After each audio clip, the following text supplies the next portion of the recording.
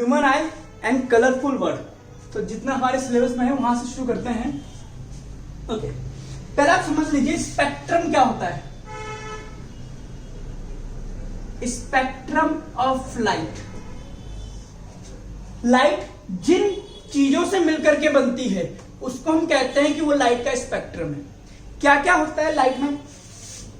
एक तो वो पार्ट जो विबग्योर वाला होता है, जो आप देख लेते हो,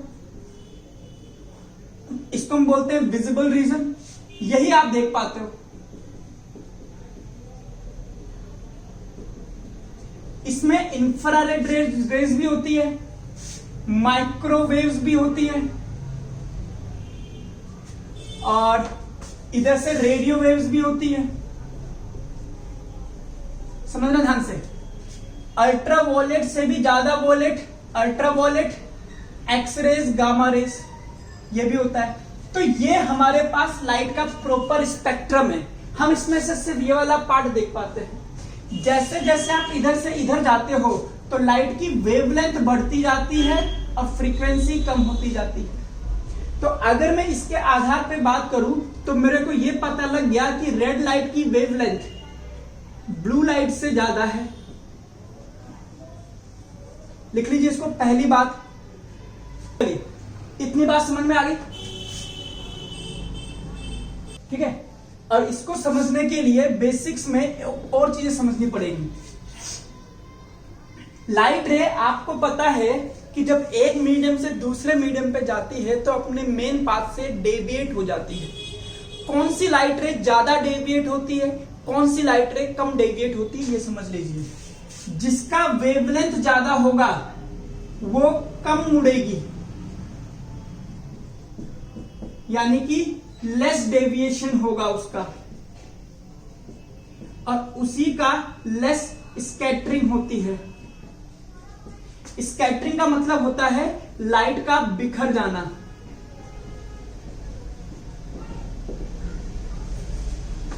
कह सकते हो व्हेन लाइट रे स्ट्राइक्स अ पार्टिकल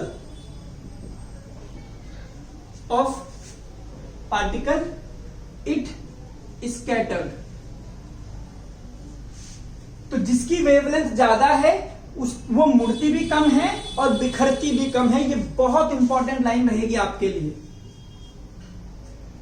सर, हाँ, ये फर्स्ट वाला एक बार फिर से बता दो, मेरा डिस्कनेक्ट हो गया था। कुछ भी नहीं बेटा, जिसका वेवलेंथ ज्यादा होता है वो कम मुड़ती है। जब लाइट के फर्स्ट ऊपर था ये वाला, इसमें तो यह है कि लाइट इन सारी चीजों से मिलकर के बनी होती है। तो लाइट के स्पेक्ट्रम में ये सारी चीजें होती हैं। Visible region, VIBGYOR, infrared, microwave, radio waves, ultraviolet, X rays और गामा रेज, ये रेज हैं। ठीक है। अब आप लेफ्ट से राइट में जाते हो तो समझ लीजिएगा कि वेवलेंथ बढ़ती है।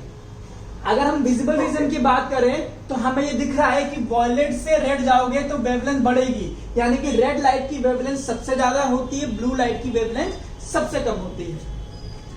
और दूसरी बात मैंने ये लिखा है कि जिस लाइट की वेवलेंथ ज्यादा होती है उसका कम डेविएशन होता है और कम स्कैटरिंग होती है। स्कैटरिंग में क्या होता है बेटा?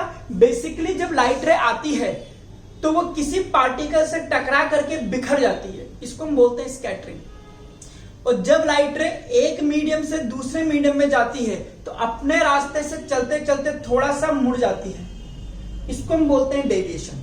तो जिसका वेवलेंथ ज्यादा होता है वो लाइट रे सीधी जाने की कोशिश करती है, मुड़ना पसंद ही नहीं करती, चाहे वो स्कैटरिंग से हो चाहे वो मीडियम चेंज होने की वजह से हो। ये बात समझ लीजिएगा। और एक छोटी सी बात मैं आपको बता देता हूं, अभी 10th का रिजल्ट आया है। आपको पता है ना साइंस में बच्चों के मार्क्स नहीं आए। ये बात कितनों को पता है? किसी भी स्कूल में नहीं, मतलब बहुत कम बच्चों के 90 से ऊपर मार्क्स हैं, यानी कि कॉपी ही अजीब तरीके से चेक हुई है। ठीक है। अब मैं बात करता हूं पेपर की। मैं हमेशा से तुमको भी ये कहता हूं, तुम्हारे सीनियर्स को भी ये कहा था मैंने कहा बेटा पढ़ना है कोई बुक तो एनसीईआरटी पढ़ना, नोट्स बनाने तो एनसीईआरटी के बनाना, प्रैक्टिस के लिए, क्वेश्चन की प्रैक्टिस के लिए कोई भी रिफ्रेशर आप यूज कर सकते हो। और अगर आप एनसीईआरटी पढ़ते हैं और उसमें आने वाली लाइन से क्वेश्चन आंसर फ्रेम करके आप अलग से लिख रहे हैं तो यकीन मानिए आपका 95 कोई नहीं रोक पाएगा। और अगर आप नहीं कर रहे हैं वो आपका पर्सनल मैटर है। देखो बेटा, दो बातें होती है, एक तो मैं जो पढ़ा रहा हूं, मेरे पास अपना मटेरियल है, मैं आपको क्वेश्चन आंसर करके दे रहा हूं, मैं अपनी तरफ से नोट्स दे रहा हूं, क्वेश्चन आंसर, ये तो मेरी मेहनत है।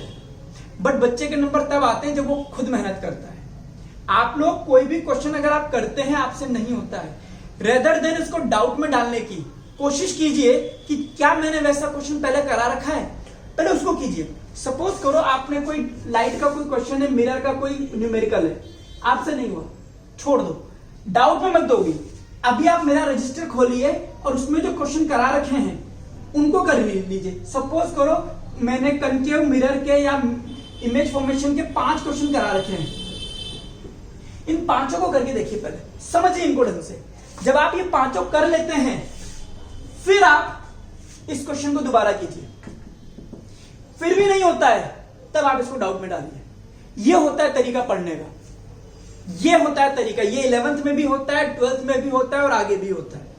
मैं सबको ये तरीका बताता हूं, पर कुछ बच्चे फॉलो करते हैं जो 90s वाले होते हैं, बाकियों में तो दम ही नहीं होती। बाकी तो पढ़ा नहीं आया, डाउट में डाला और रटना चालू कर दिया। तो एनसीईआरटी पढ़िए, बहुत इंपॉर्टेंट है कि बायोलॉजी के किसी चैप्टर की एनसीईआरटी आपको मस्ट रीड करनी ही करनी है। उसके नोट्स बनाने ही बनाने, सबसे पहली बात ये समझ लेना, क्योंकि बायो के चैप्टर में थ्योरी ज्यादा होती है, लंबे चैप्टर होते हैं। आप उनके नोट्स बनाएंगे तो बहुत फायदे में होंगे। अगर आप सेकंड प्रायोरिटी की बात करें तो मैं यहां डालूंगा केमिस्ट्री।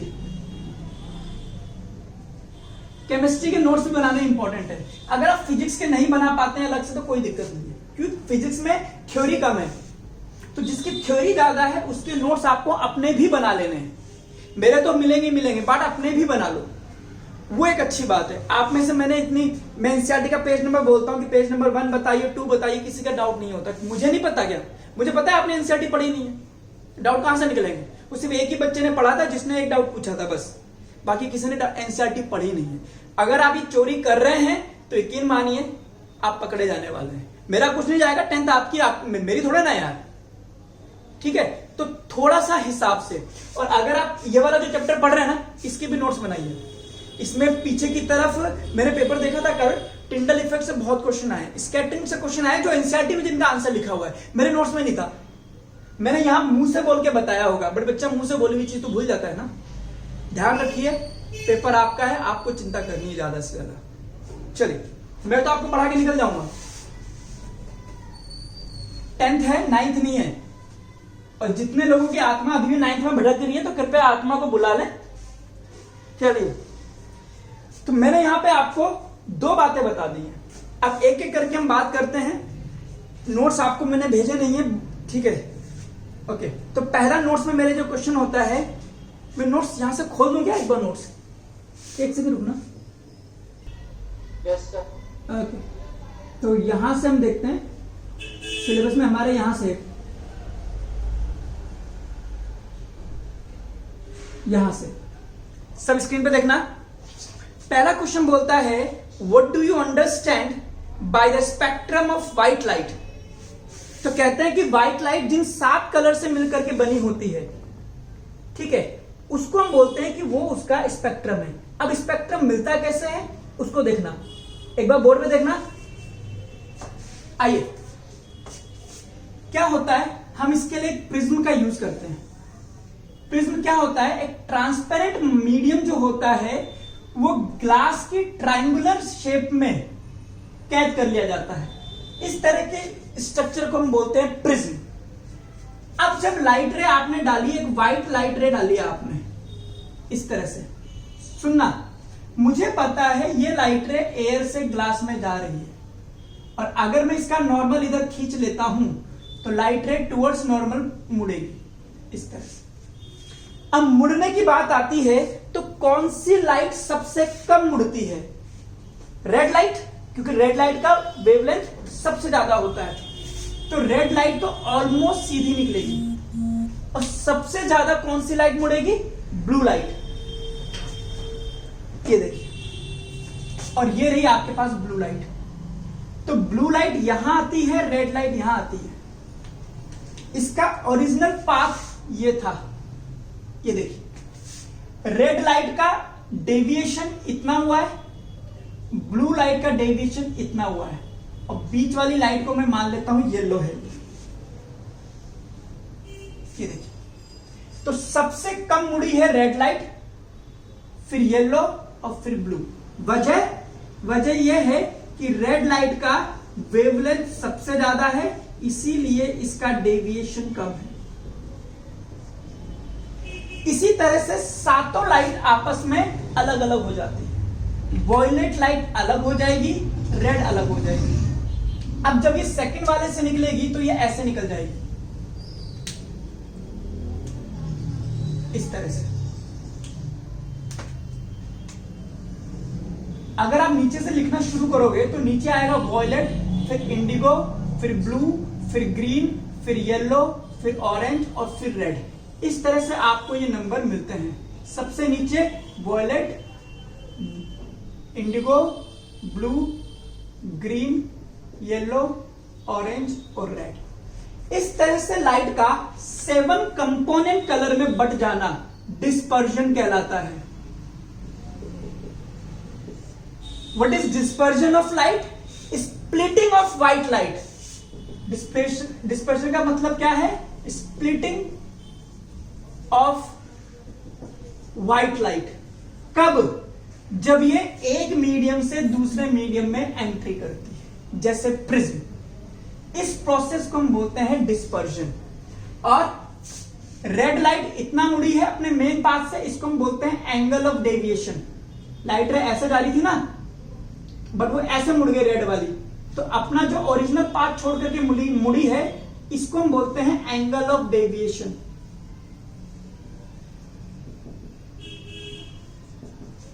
रेड का एंगल ऑफ डेविएशन मिनिमम आता है, क्योंकि इसकी wavelength of red light maximum होती है, इसीलिए इसका एंगल ऑफ डेविएशन मिनिमम होता है। लिख लीजिए इनको रजिस्टर में। सर मिनिमम क्या है? एंगल ऑफ डेविएशन मिनिमम है, इसको हम बोलते हैं angle of deviation. Red light का वेवलेंथ मैक्सिमम है, तो angle of deviation of red light minimum हुआ। सब वेवलेंथ का चक्कर है इसमें। ये बहुत इंपॉर्टेंट लाइन मैंने आपको बता दी है, ठीक है। अब एक एक करके हम लोग नोट्स की तरफ बढ़ते हैं और देखते हैं हमें क्या दिक्कत है। आइए नोट्स पे आइए। सबसे पहला क्वेश्चन है, what do you understand by the spectrum of white light? Answer है the band of 7 colours formed on white screen. अगर हम इस वाली लाइट रे को आगे की तरफ व्हाइट स्क्रीन पे लेंगे तो आपको सातों कलर दिख जाएंगे। White screen, when a beam of white light is pass through a prism is called spectrum of white light. चलो अब अगला क्वेश्चन आता है, define angle of deviation of prism. इधर देखिए, लाइट रे सीधी जा रही थी, तो ये है इसका ओरिजिनल पाथ, वहां से ये इधर निकल गई, तो इन दोनों के बीच का जो एंगल बनता है इसको हम बोलते हैं एंगल ऑफ डेविएशन। अब आइए नोट्स पे, लिखा है व्हेन अ लाइट रे is incident on a glass prism. जब लाइट रे को ग्लास प्रिज्म पे डालते हैं, the angle between the incident ray, और जो इंसिडेंट रे का पाथ है पूरा आगे तक, and the final emerging ray is known as deviation of prism, ठीक है, या known as angle of deviation of prism. दिख रहा है आपको? अगला क्वेश्चन है, define dispersion of white light.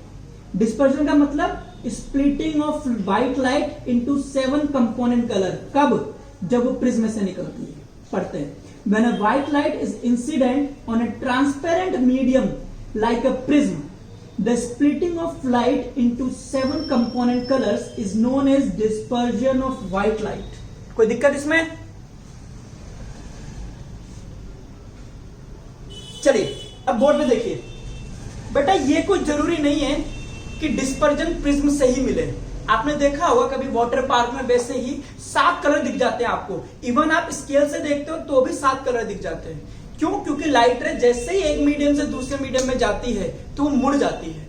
अब वो कितना मुड़ेगी कितना नहीं मुड़ेगी ये डिपेंड करता है उसकी वेवलेंथ पर। ठीक है, हाँ प्रिज्म से ये चीज बहुत क्लियर दिख सकती है आपको, इसलिए हम जनरली आंसर में प्रिज्म लिख दिया करते हैं। बाकी आप किसी भी ट्रांसपेरेंट मीडियम से अगर लाइट को पास करोगे, लाइट अपने सातों कलर में बढ़ जाएगी। ठीक है, अच्छा मोनोक्रोमेटिक लाइट क्या होती है पता है आपको? मोनोक्रोमेटिक लाइट क्या होती है? No sir.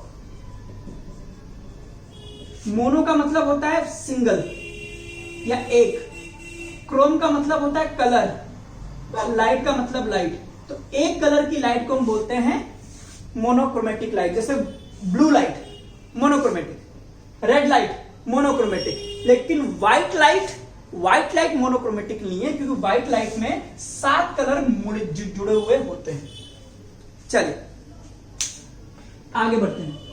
तो डिफाइंड डिस्पर्जन ऑफ लाइट हो गया, ठीक है, डायग्राम भी देख लिया आपने। Okay, why dispersion of light occurs, कहता है डिस्पर्जन होता क्यों है?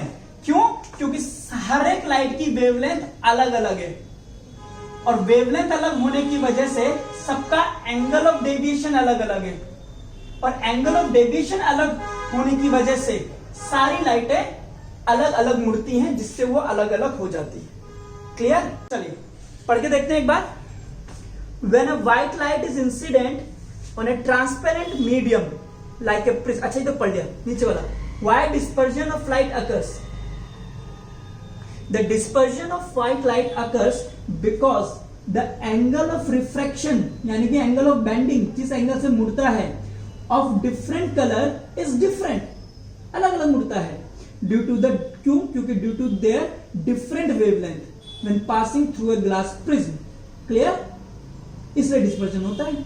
अब यहां मैंने बता रखा है कि भाई वेवलेंथ लेफ्ट टू राइट जाने पे बढ़ती है, इसलिए एंगल ऑफ डेविएशन कम होगा।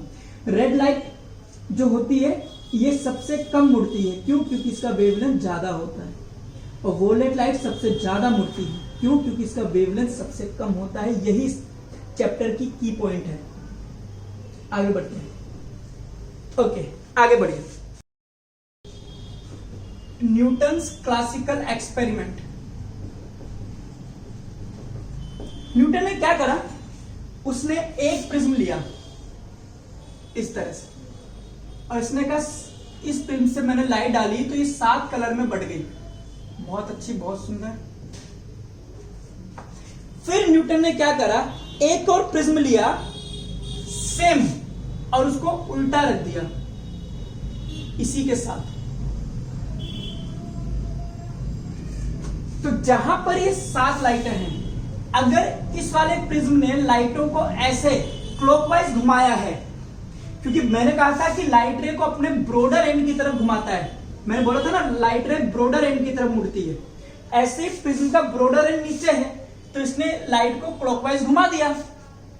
ठीक है, अब जैसे ही प्रिज्म को आपने उल्टा रखा, इनको इसने एंटी क्लॉकवाइज घुमा दिया इस तरह से।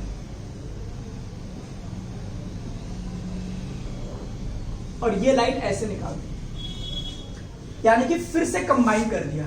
यहां पर डिस्पर्जन हो गया क्लॉकवाइज आकर के, और यहीं पे डिस्पर्जन उसने कैंसिल भी कर दिया। ठीक है, 7 लाइटें बटी और निकल गई। अब यहां पर एक बात समझ में आती है कि ये क्या है। अगर मैं इन दोनों को मिला दूं तो आपको नहीं लगता क्या ये ग्लास स्लैब बन गई है? Yes sir. और स्लैब में जो लाइट है आती है सेम वही निकल, वही मिल करके निकल जाती है इस तरह से। Angle of incidence angle of E बराबर होता है P Q light R S के पैरेलल होती है।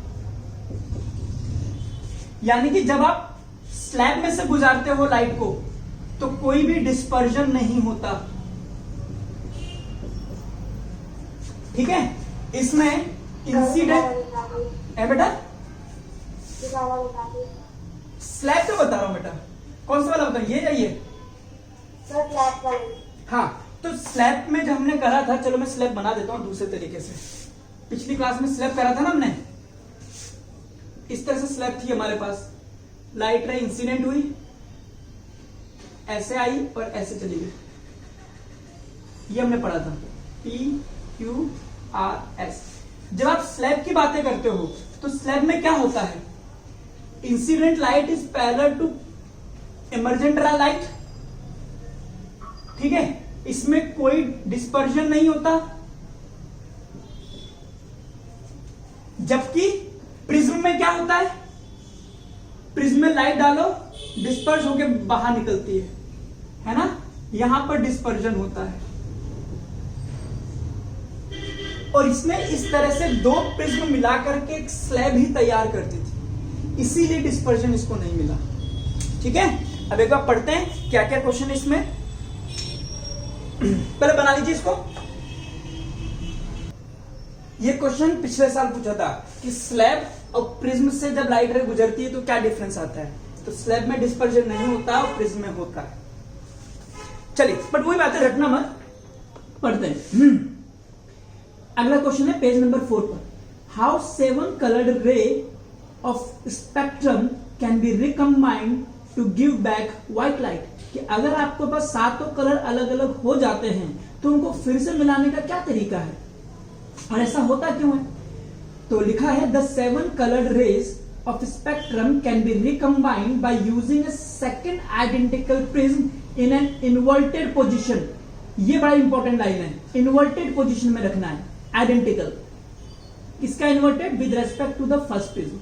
द फर्स्ट ग्लास प्रिज्म, अब पहले वाले ग्लास प्रिज्म ने उसको डिस्पर्स कर दिया व्हाइट लाइट को 7 कलर में। The second prism receives all the 7 colour, और उन सबको सेकेंड प्रिज्म इकट्ठा करता है और जोड़ देता है और recombine them into original white beam of light. It is done due to the fact that the second prism produces, underline करना, second prism produces equal and opposite refraction. इधर देखिए, अगर इसने क्लॉकवाइज में रिफ्रैक्शन करा है तो उसने एंटी क्लॉकवाइज में करा है, इसीलिए जितनी लाइट रे यहां से गुजरते वक्त जितना मुड़ी है उतना ही लाइट रे उल्टा मुड़ गई है सेम डायरेक्शन में, तो इसलिए होता है। दूसरा प्रिज्म रखने पर लाइट रे कंबाइन होने की वजह यह है कि सेकंड प्रिज्म जो है produces equal and opposite refraction to the produced by the, ठीक है, ओके। अगला है रेनबो। हरी डालिए, रेनबो। रेनबो का डायग्राम भी पूछा था, ये जो बनाया हुआ है रेनबो। कहते हैं कि जब बारिश के दिन होते हैं, हल्का सा एटमॉस्फेयर में नमी हो और धूप निकल रही हो, तो अगर आप सूरज की तरफ पीठ करके खड़े होते हो तो इस बात की संभावनाएं होती हैं कि आपको रेनबो दिखे। हमेशा नहीं दिखता, क्योंकि रेनबो बनने के लिए कई सारी कंडीशंस का एक साथ मिलना जरूरी है, वो बहुत कम चांसेस में मिलती है। क्या होता है रेनबो, समझिए, ठीक है। सपोज करो एटमॉस्फेयर में पानी की बूंद है और इस पर से व्हाइट लाइट ऐसे गिरी। जैसे व्हाइट लाइट पानी की बूंद में जाएगी तो रिफ्रैक्शन होगा, मुड़ेगी। कौन सी ज्यादा मुड़ जाएगी, वॉयलेट वाली, और रेड वाली कम मुड़ेगी। जाना इसको ऐसा चाहिए था, बट रेड वाली कम मुड़ी। अब मुड़ने के बाद इस पॉइंट पर आकर के लाइट रे का एक फिनोमिना याद कर लीजिए, इंटरनल रिफ्लेक्शन होता है। यहां पे ये वर्ड याद करना पड़ेगा आपको, ठीक है। लाइट रे वापस से रिफ्लेक्ट हो जाती है, तो रिफ्लेक्ट हो जाएगी तो लाइट रे यहां आ जाएगी और ये लाइट रे यहां आ जाएगी, और यहां पर लाइट रे सीधे निकल करके ऐसे आ जाएगी। और जब आप इसको यहां से देख रहे होंगे तो रेड लाइट ऊपर, वॉयलेट लाइट नीचे, बाकी इंडिगो, ब्लू, ग्रीन सब इसके बीच में मिलती जाएंगी, और आपको यही चीज रेनबो की फॉर्म में नजर आती है। सर, हाँ सर, अगर ऐसा है तो फिर तो हर बार गिनना चाहिए। बेटा सिर्फ यही एक कंडीशन नहीं है ना, हमेशा लाइट रे यहां पे जाकर के इंटरनली रिफ्लेक्ट नहीं हो पाती है, ठीक है, ओके। तो यहां पर 3 बातें हुई हैं।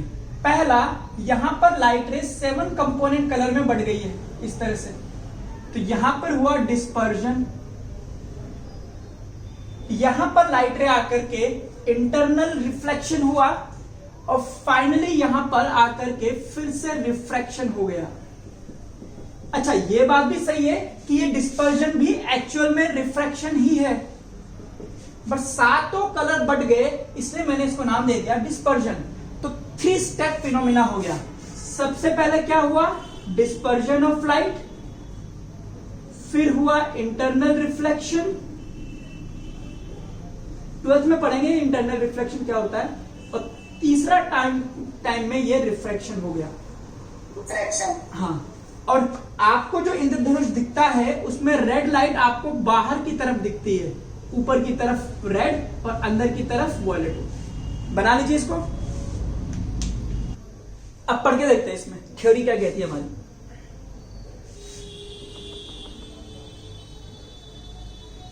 How rainbow is formed explain, ये डायग्राम बनेगा और फिर लिखेंगे the rainbow is produced by refraction, total internal reflection and dispersion of sunlight by tiny raindrops in the water, in the air.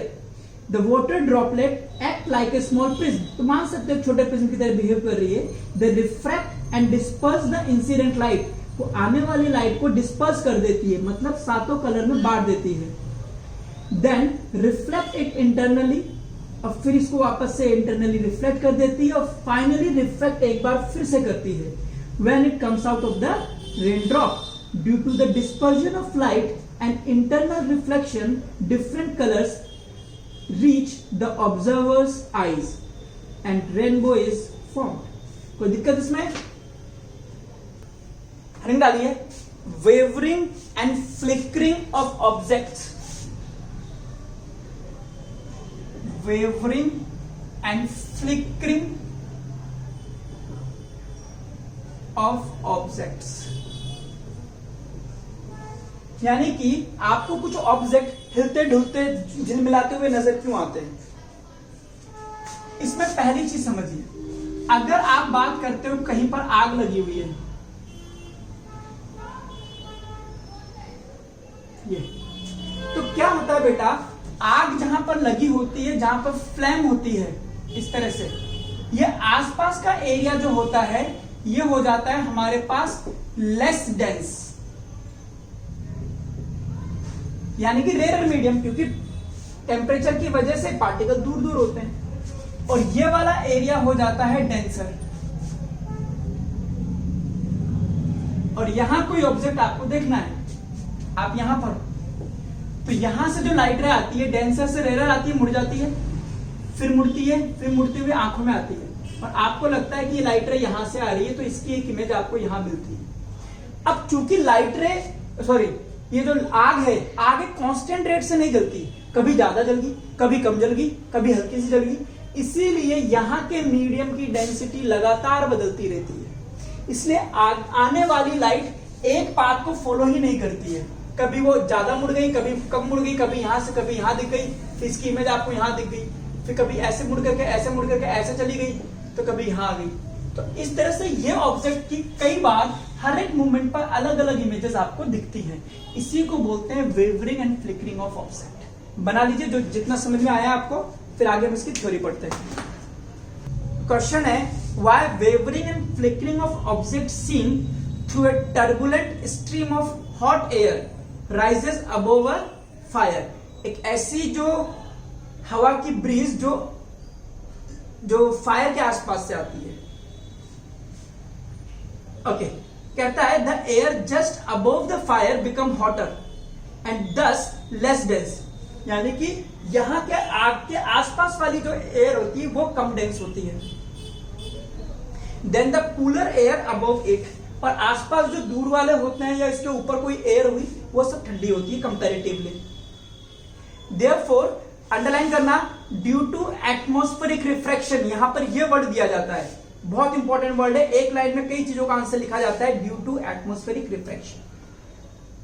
तो एटमॉस्फेयर बार बार चेंज हो रहा है ना, जिसकी वजह से आपको ये अलग अलग अमाउंट पर नजर आता है। चलिए, एक्सप्लेन ट्विंकलिंग ऑफ स्टार्स। आइए, ट्विंकलिंग ऑफ स्टार्स।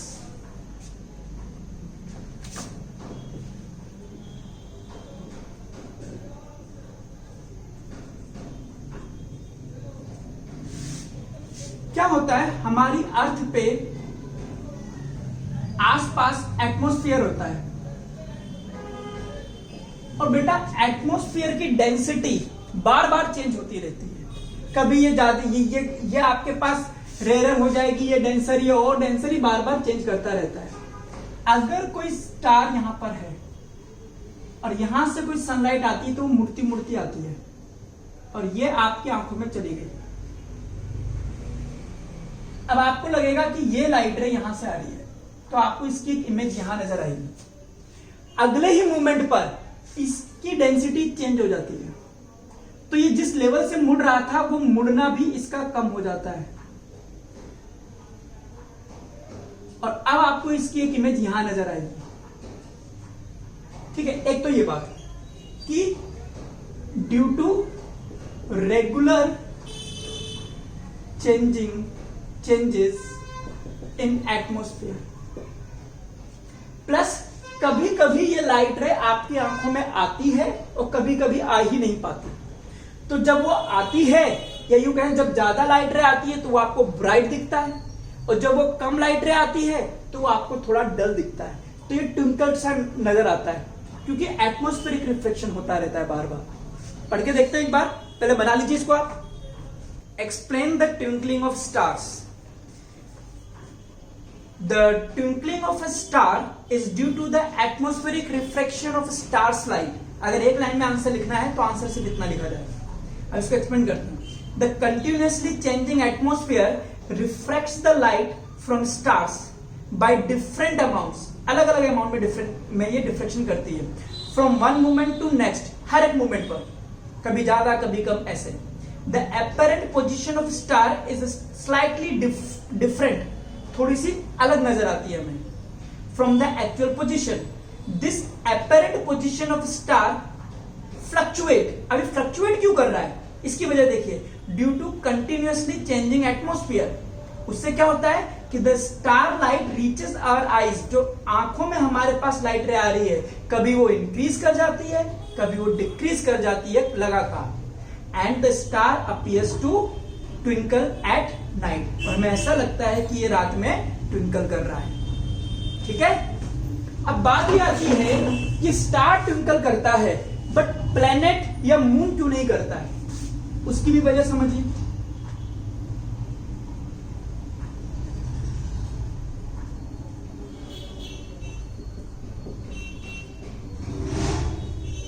अब क्या है कि आपके अर्थ यही है, वही एटमॉस्फेयर है आपके पास, और ये आपके पास मून है। अब सपोज करो यहां से कोई लाइट रह गई, वो ऐसे मुड़ी, ऐसे करके आंखों में आई। अब इसकी जो इमेज बनेगी वो बनेगी यहां पर, यानी कि इसकी इमेज यहां बन रही है, यहां बन रही है, यहां बन रही है, यहां बन रही है, बन तो वही जगह रही है ना। तो आपको पता ही नहीं लगता कि ये इमेज बाहर भी बन रही है ना। अगर मैं इस व्हाइट की इमेज यहीं बना दूं तो आपको क्या फर्क पड़ेगा, ये भी व्हाइट है वो भी व्हाइट है। तो ये क्या होता है, नलिफाई कर जाते हैं एक बार। क्यों? क्योंकि इनका साइज बड़ा होता है, जिसकी वजह से ट्विंकलिंग इफेक्ट नलिफाई कर जाता है, उसकी इमेज उसी के अंदर बन जाती है और हमें नहीं पता लगता कि उसकी। अब जैसे स्टार छोटा है, इसकी इमेज ऐसे घूमते घूमते यहां पर भी बन गई तो आपको एक अलग से इमेज नजर आ जाएगी। अगर इसकी यहां पे बन गई तो ये नजर ही नहीं आएगी। चलिए पढ़ के देखते हैं। Two stars twinkle at night but the planet does not twinkle at all. Why? पहला, the changing atmosphere is able to cause variation in light coming from point sized stars and the star appears to twinkle. तो जो atmosphere होता है वो point size जो object हैं जैसे star है, उनकी लाइट में आने में तो ये वेरिएशन कर देता है काफी हद तक। But the big size planet can be considered as a collection of large number of point side objects. तो मैं मून को मान सकता हूं कि मून कई सारे छोटे छोटे ऑब्जेक्ट से मिलकर के बना है। तो अब इसकी इमेज यहां बन गई, इसकी इमेज यहां बन गई, तो क्या फर्क पता लगेगा। So that they nullify the twinkling effect. So that they nullify the twinkling effect. Hence, turbulent atmosphere is unable to cause तो बदलता हुआ एटमोस्फियर, टर्बुलेंट मतलब बदलता हुआ atmosphere is not able to cause sufficient variation in the light flux. Light flux मतलब light की rays entering our eye from the planet, जो कि हमारी आंखों में आ रही है। ठीक है, तो आज की क्लास को हम यही रोकते हैं, वरना ये चैप्टर भी खत्म ही हो जाएगा थोड़ी देर में। देख रहे हो आप? ठीक है, बाकी आप लाइट की तैयारी कीजिए। अगर कोई डाउट निकल के भी आता है तो एक बार रजिस्टर को फिर से खोलना। कोई न्यूमेरिकल नहीं होता है तो पहले रजिस्टर के न्यूमेरिकल करके देखना, वो समझ में आ जाएगा तो रजिस्टर कोई भी क्वेश्चन हो जाएगा। ठीक है, तो कोई बात है तो आप पूछ सकते हैं।